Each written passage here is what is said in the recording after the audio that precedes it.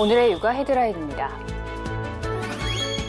정부가 9월 시행하는 아동수당 지급 기준을 3인 가구 기준 월소득 1,170만 원으로 하는 방안을 확정해 이를 입법 예고했습니다. 임신부가 미세먼지에 많이 노출될수록 자녀의 아토피 위험이 높아지지만 집 주변의 녹지가 이런 위험을 줄여준다는 연구 결과가 나왔습니다. 기온이 오르고 외부 활동이 증가하면서 수도구병 발생이 증가하고 있습니다. 곧 유행 시기가 다가오기에 개인 위생 관리를 각별히 신경 써야겠습니다. 이상 오늘의 육아 헤드라인이었습니다. 잔디밭에서 한창 뛰노는 아이들 주의시키셔야겠습니다. 중증 열성 혈소판 증후군 SFTS 환자가 증가하고 있는데요. SFTS는 야외에 서식하는 작은 소참 진드기가 옮기는 바이러스 감염병입니다. 특히 잔디 위로 바로 눕지 마시고 뼈 진드기가 몸에 닿지 않도록 각별히 신경 써주시기 바랍니다. 육아 포커스 첫 소식부터 함께 하시죠. 정부가 9월 시행하는 아동수당 지급 기준을 3인 가구 기준 월소득 1,170만 원으로 하는 방안을 확정해 이를 입법 예고했습니다. 보건복지부는 0세에서 5세 아동 1명인 3인 가구는 월소득 1,170만 원, 4인 가구는 1,436만 원 이하에게 아동수당을 지급한다는 선정 기준안을 내놨습니다. 이는 임금과 재산소득을 포함해 전체 2인 이상 가구 하위 90%에 해당하는 소득 인정액을 계산한 겁니다. 이 방안이 시행되면 0세에서 5세 아동 252만 명 중 95.6%인 241만 명이 월 10만 원씩 혜택을 보게 됩니다.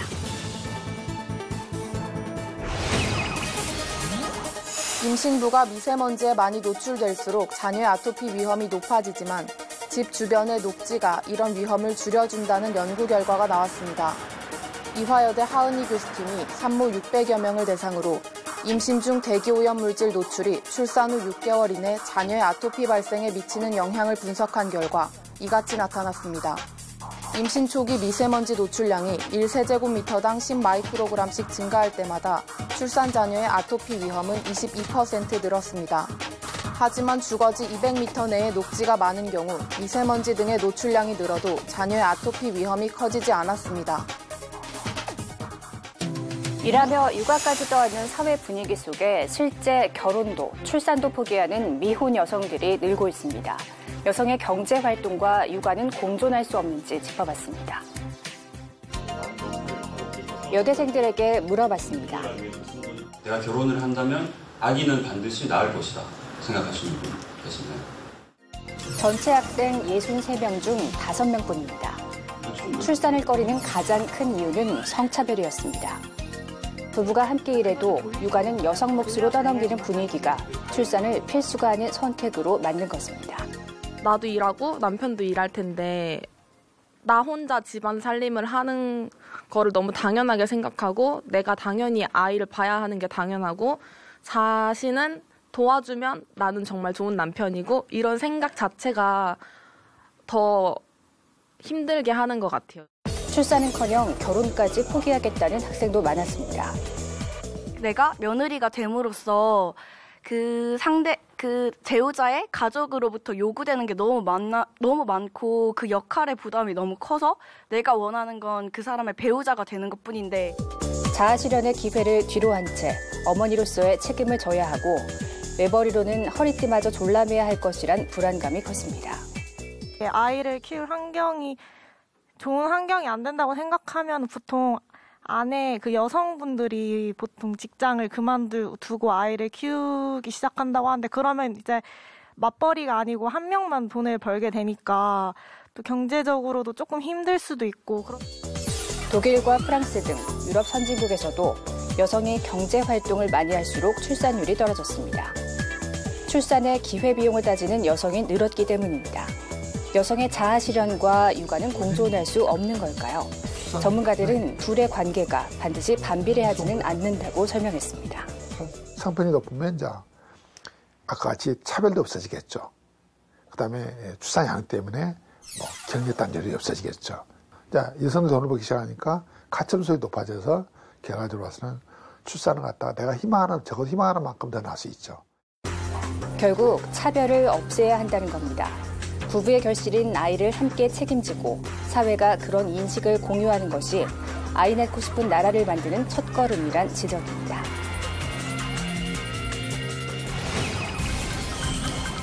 지난 3월 학생 감소와 재정난을 이유로 52년 만에 자진 폐교한 서울 은혜초등학교. 일방적인 폐교 통보 후 학비를 2배 이상 올렸고 남은 학생 40명 모두 전학을 가야 했습니다. 학교 법인을 상대로 감사를 벌인 교육청은 이를 무단 폐교로 재차 결론지었습니다. 교육청은 은혜학원이 교육청 허가 없이 시정명령도 이행하지 않고 학사를 파행 운영했다고 봤습니다. 법인 이사장과 유치원 원장 등을 검찰에 고발하기로 했습니다. 또 이사장 임원 취임 승인 취소를 추진하는 한편 교장 해임과 교감 직무대리, 행정실장, 유치원 원장 감봉 등도 요구하기로 했습니다. 감사에서 무단 폐교 외에 횡령과 배임 등 총 20건의 문제를 발견했다고 밝혔습니다. 교육청 승인 범위를 넘어 수익용 기본재산을 교직원 급여로 준 점과 학교 운영위를 거치지 않고 임의로 추천위를 꾸려 개방이사를 선임한 것, 또 교사를 필요 이상으로 뽑은 점 등을 문제로 봤습니다. 특히 출근 안 한 유치원 직원에게 2년 10개월치 급여 등으로 2억 600여만 원이 지급된 것으로 파악하고 회수를 요구하기로 했습니다. 반면 은혜학원 측은 교육청과 폐교를 협의했고 재정난으로 직원 급여 지급이 시급해 수익용 기본재산을 활용한 것이란 입장입니다.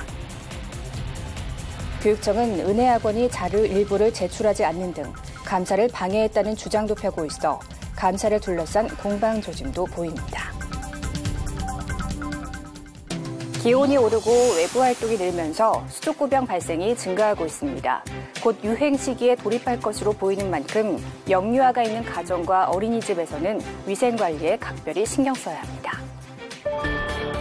5세 미만 영유아가 많이 걸리는 수족구병이 증가세를 보이고 있습니다.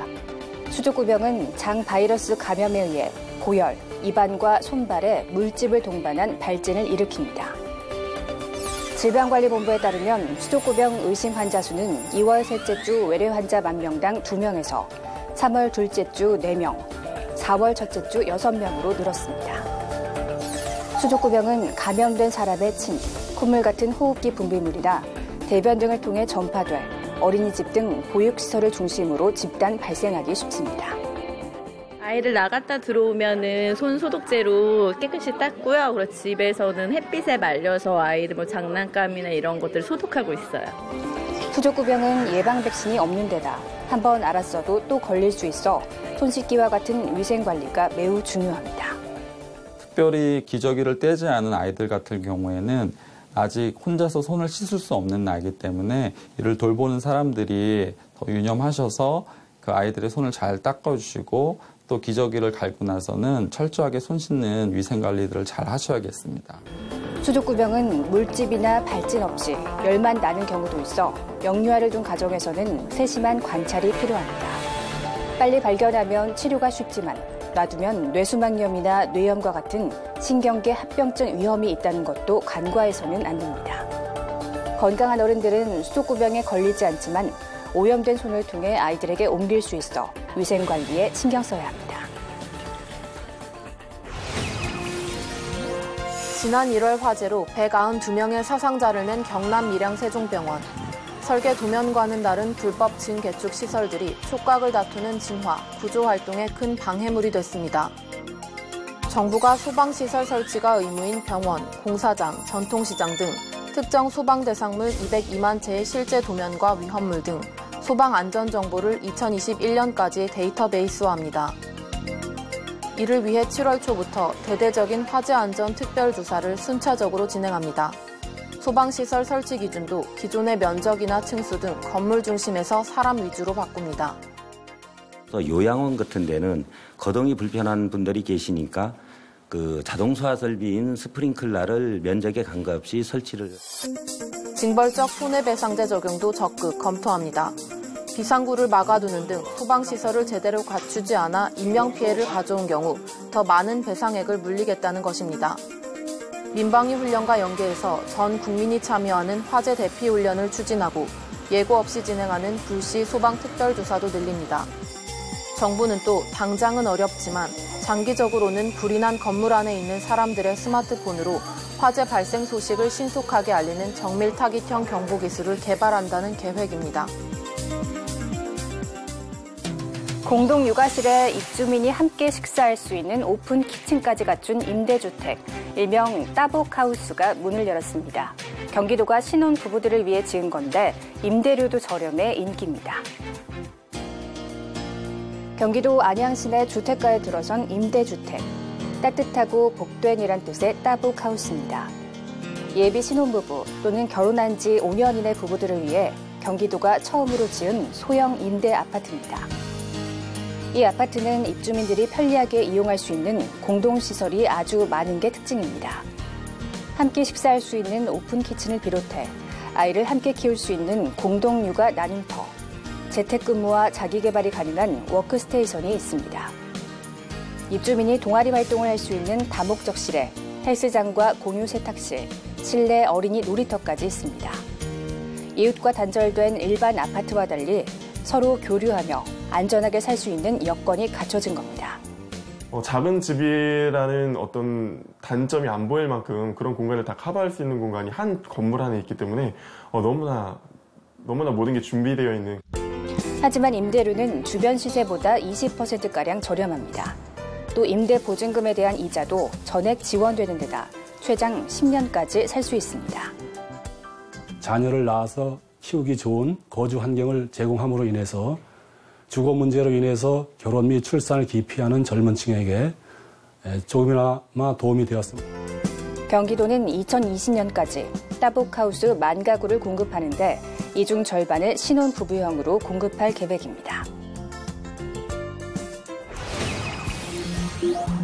고령화 속도가 빨라지면서 난청 발생의 증가는 피할 수 없는 현실이 됐습니다. 청력이 감소하는 난청은 의사소통에 문제를 일으켜 사회생활에 큰 지장을 줍니다. 좀 시끄러운 데서는 더 안 들려요. 이보다 더 나빠지지 않게 보존하는 거, 그거예요. 최근 6년간 난청으로 진료받은 인원은 해마다 4.8%씩 늘어난 것으로 나타났습니다. 연령대별로는 70대 이상이 가장 많았고 60대, 50대 순이었습니다. 청력은 40대 중후반부터 줄기 시작하는데 70대 이상의 난청 환자는 대부분 노인성 난청으로 분류됩니다. 난청은 원인에 따른 치료 방법을 찾는 게 중요합니다. 그런데 노화의 과정으로만 여기고 그냥 넘기는 경우가 적지 않습니다. 난청은 초기에는 눈치채기 힘든 만큼 조기 발견을 위해서는 청력 검사를 정기적으로 받아야 합니다. 난청이 생기면은 우리 밖에 그 소리 신호가 귀를 통해서 뇌로 제대로 올라가지 않기 때문에 뇌가 적절한 자극을 받지 못해가지고 뇌의 그 어떤 언어를 맡아보는 그런 부분들이 자꾸만 퇴화되어가는. 난청을 방치하면 인지 능력까지 떨어져 치매 위험이 높아지고 우울증 발생에도 영향을 주는 것으로 보고되고 있어 제때 치료받는 게 중요합니다. 직장인들이 잔뜩 어깨를 웅크리고 목도리까지 둘러맨 채 출근길에 나섭니다. 하지만 낮이 되자 따뜻한 햇살이 내리쬐며 사람들의 옷차림이 한결 가벼워졌습니다. 이처럼 기온이 오락가락하면 신체 중 가장 민감한 혈관, 심혈관에 이상이 생기기 쉽습니다. 혈관이 좁아져 갑자기 가슴이 답답해지는 협심증부터 심하면 혈관이 막혀 심장 근육이 괴사하는 심근경색까지 돌연사 위험이 커지는 겁니다. 이런 심혈관 질환은 실제 한겨울보다 오히려 환절기인 봄철에 더 많이 생깁니다. 최근 하루가 멀다 하고 찾아오는 미세먼지 역시 심장에는 큰 위협입니다. 혈관 수축하는 협심증은 아마도 이런 미세물질이 독성작용 이런 거를 순환 시스템에 영향을 줘서 혈관 수축의 빈도를 또는 심한 정도를 더 야기시킨다 이렇게. 혈관 수축은 뇌졸중이나 뇌출혈을 유발하는 등 뇌 건강에도 영향을 미칩니다. 심장이나 뇌혈관 파열은 목숨을 잃을 정도로 치명적인 만큼 이 시기에는 특히 혈관을 좁아지게 하는 과음이나 흡연은 피하는 게 좋습니다. 전문가들은 외출할 때는 얇은 옷을 여러 겹 겹쳐 입어 온도 변화에 대처하고 갑자기 무리하게 운동하는 일은 피해야 한다고 조언합니다. 미세먼지의 꽃가루, 홍사까지. 봄철이면 우리 코는 하루도 쉴 틈이 없습니다. 특히 최근엔 미세먼지의 공습이 잦아지면서 비염이나 축농증 같은 호흡기 질환자가 크게 늘어나고 있습니다. 문제는 여기서 그치지 않고 아예 냄새를 못 느끼는 후각장애로 이어지는 경우도 많다는 것입니다. 실제 후각장애 환자 수는 해마다 늘어 지난해 3만 6천 명이 넘었습니다. 5년 새 40%, 1만 명 넘게 증가했습니다. 5, 60세 이후에 중년 여성에서 그렇게 이제 과다한 스트레스를 받았다든지 갱년기 이후에 어떤 그 정서적으로 안정이 안 된 상태에서 몸 컨디션 안 좋을 때 또 이제 이렇게 후각 장애를 가져오시는 경우들이 있거든요. 코에 문제가 생기면 냄새를 못 맡을 뿐만 아니라 맛도 못 느끼기 때문에 섭식장애, 영양결핍 같은 2차 피해로 이어지기도 합니다. 후각세포는 신경세포 중 유일하게 재생 가능하지만 자칫 치료대를 놓치면 영영 후각을 잃을 수도 있습니다. 탄년 냄새라든지 가스 새는 냄새라든지 이런 것들을 잘 못 맡는다든지 상한 우유인데도 내가 모르고 그걸 마셨다든지 뭐 이런 경우에들 특히 이제 후각 장애가 의심이 되는 증상들이거든요.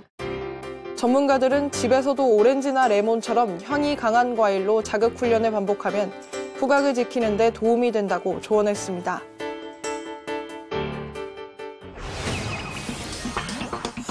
그동안 미세먼지가 임산부와 태아에 치명적이라는 연구는 잇따라 나왔습니다. 미세먼지 노출이 잦을수록 조산 위험은 물론 기형아나 저체중아를 낳을 가능성이 높아진다는 겁니다. 여기에다 아예 임신 확률까지 낮춘다는 연구가 추가됐습니다. 국립암센터와 병원이 시험관 아기 수술을 받은 임산부 4,851명을 조사한 결과 미세먼지 같은 대기 오염이 시술 성공률을 떨어뜨리는 것으로 나타났습니다.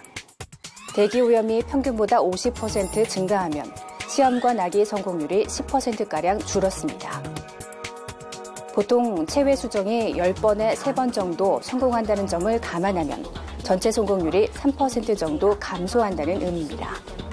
임산부가 간접 흡연만 해도 담배 독성 물질이 DNA를 손상해 배아의 질이 떨어지며 착상에 실패할 위험이 높아집니다.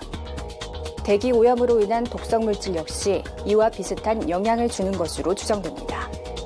연구진은 난임 문제를 해결하려면 시술비 지원 같은 정책 외에도 공기를 깨끗하게 하는 국가 차원의 노력이 필요하다고 설명했습니다. 미투 운동이 본격화한 지난 3월부터 정부가 100일간 운영하기로 한 성희롱, 성폭력 특별신고센터 홈페이지입니다. 신고 접수는 가명으로 처리된다고 적혀 있지만 피해자 입장에서 선뜻 본인의 이름과 직업 등을 적기는 쉽지 않습니다. 공공부문 피해로 한정돼 있을 뿐만 아니라 한 번 글을 쓰면 수정이나 삭제는 할 수 없습니다. 공공기관만 했던 게 저희 측에서 이제 뭐 상급기관이나 감사 요청하거나 조치를 요구할 때 그런 쪽에 좀 개입할 수 있는 여지가 많다 보니까. 이런 문제점을 해결하기 위해 국내 한 벤처기업이 모바일 기반의 미투 신고 시스템을 개발했습니다.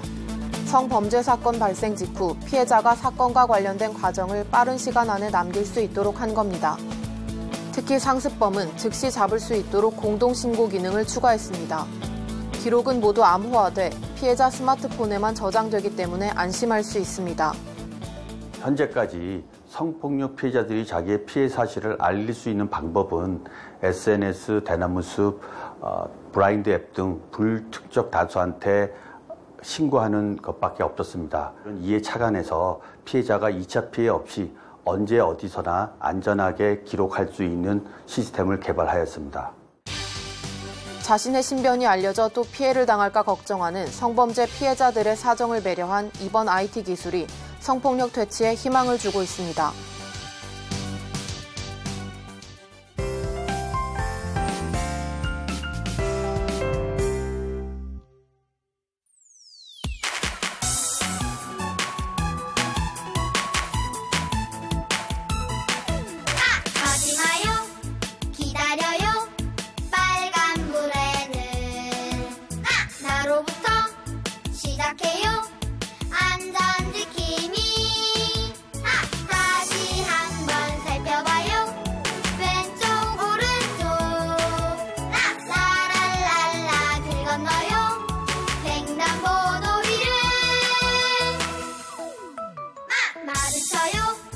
운전자는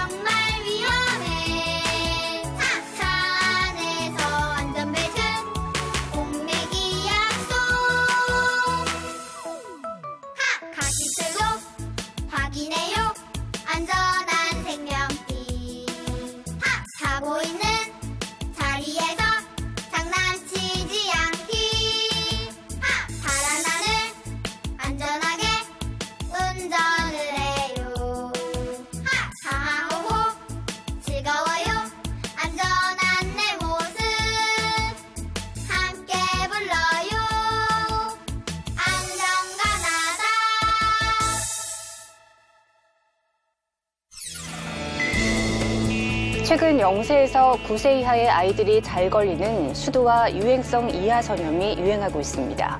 기침할 때 분비되는 침 등으로 쉽게 전염되는 만큼 일단 진단 후에는 등원이나 등교를 피하고 가정에서 아이를 돌봐주셔야겠습니다. 육아포커스 마칩니다. 시청해주신 여러분 고맙습니다.